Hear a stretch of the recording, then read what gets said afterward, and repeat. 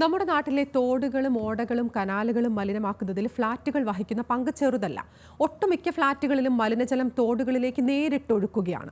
മലിനജലം ശുദ്ധീകരിക്കാനുള്ള സംവിധാനം ഫ്ളാറ്റുകളിൽ വേണമെന്നാണ് നിയമമെങ്കിലും പരിശോധിക്കാൻ ആരും എത്താത്തതുകൊണ്ടാണ് അക്കാര്യം നടപ്പിലാകാത്തത്.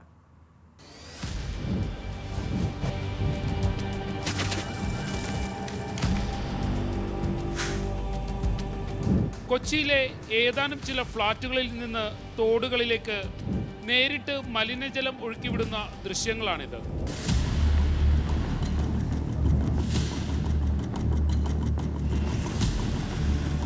ഫ്ളാറ്റുകളിൽ മലിനജലം സംഭരിക്കാനും ശുദ്ധീകരിക്കാനും പ്ലാന്റുകൾ വേണമെന്നാണ് നിയമം. എന്നാൽ ഒട്ടുമിക്കയിടത്തും ഇതാണ് സ്ഥിതി.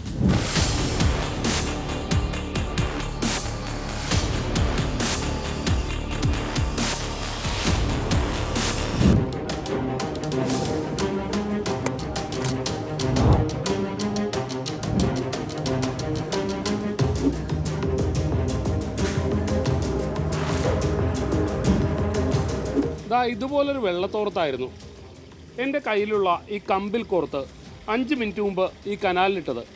ഇപ്പോൾ ആ തോർത്തിൻ്റെ കളർ എന്താണെന്ന് നോക്കാം.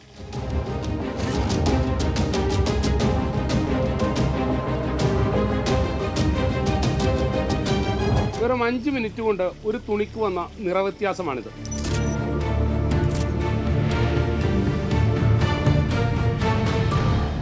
ഒരു കാലത്ത് നാടിന് തന്നെ ആശ്രയമായിരുന്ന പല തോടുകളുടെയും അവസ്ഥ ഇന്നിപ്പോൾ ഇങ്ങനെയാണ്.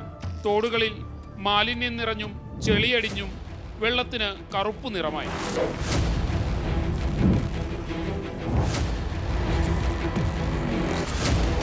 തോടുകളും പുഴകളും കനാലുകളും മലിനമായതോടെ കൊതുക് ശല്യവും കൂടിയിട്ടുണ്ട്. തോടിൻ്റെ തൊട്ടടുത്താണ് ഇപ്പോൾ ഞങ്ങൾ താമസിക്കുന്നത്. ഭയങ്കര സ്മെല്ലെന്ന് പറഞ്ഞാൽ ഭയങ്കര സ്മെല്ലാണ്.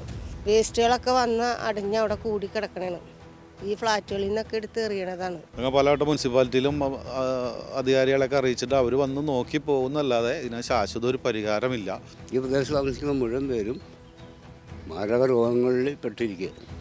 ക്യാൻസർ ഉൾപ്പെടെ എൻ്റെ ഭാര്യ മരിച്ചുപോയി, ക്യാൻസർ വന്ന. ഇപ്പോൾ ഡെങ്കി അടുത്ത ദിവസം വീടുകളിൽ ഇപ്പോഴും ഉണ്ട്. ഇതിനൊക്കെ ഒരു പരിഹാരം ഉടനെ ഉണ്ടാകണമെന്ന് ഞങ്ങൾക്ക് പറയാം.